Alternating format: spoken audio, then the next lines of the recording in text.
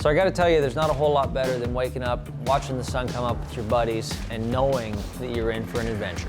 You ready to go, Miguel? You pretty close? Yeah, I think timing looks good. I think we're ready to go.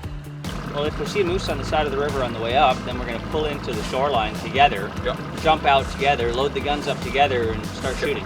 We decided we'd take 2 big boats today. With me, Miguel, and Dave, the 3 of us would be just fine. Throw in a 1,500-pound moose, now we're way overloaded. So we're going to take 2 boats and try to make this work out. So just as soon as we could see in front of us, the boats left off. I put Miguel into the boat with Dave because Dave's boat had a canopy. I figured only one of us should suffer, so I rode by myself at 1 degree above freezing.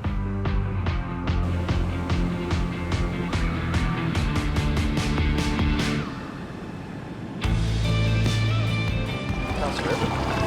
This is where he's at. Right there. There you go.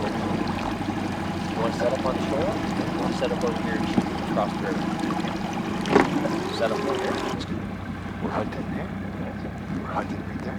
She's over there. I'm trying to shoot the moose.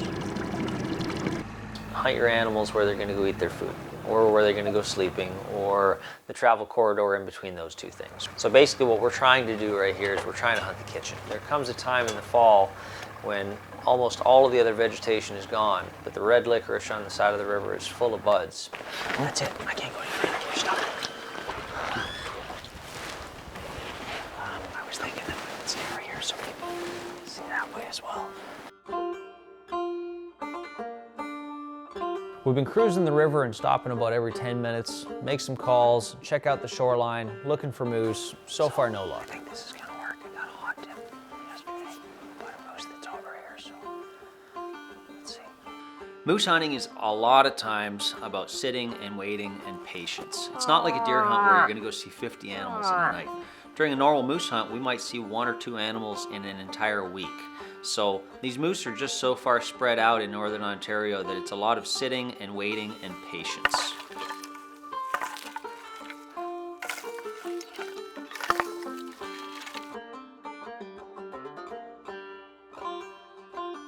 You saw that moose? What happened? He ran back in the bush? I think he saw a moose. I don't think he saw a moose.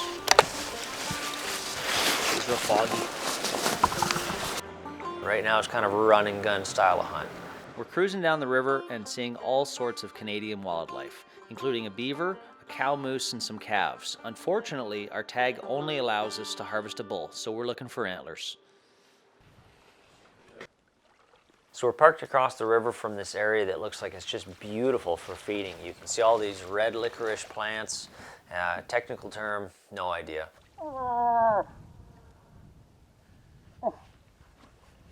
There's another 15 miles that we can go, and there's a couple more spots like this that I like, that are kind of like marshy spots where we can take half an hour. It's basically going west, southwest. Yeah, south. I think we've been here 15 minutes now. Well, seems to be pretty quiet up this way. This is not many people. What are you saying? Yeah.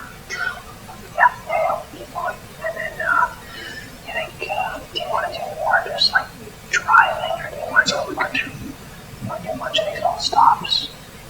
I think it's very interesting. I think that they're just so spaced out. I just don't think that there's a moose necessarily everywhere to call it.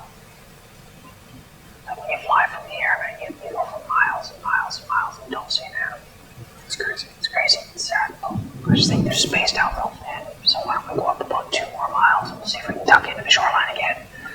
After sitting for a couple hours and not hearing any activity, we decided it's time to go see some more chunks of the river and see if we can get lucky. So we gotta move straight in the bush right here.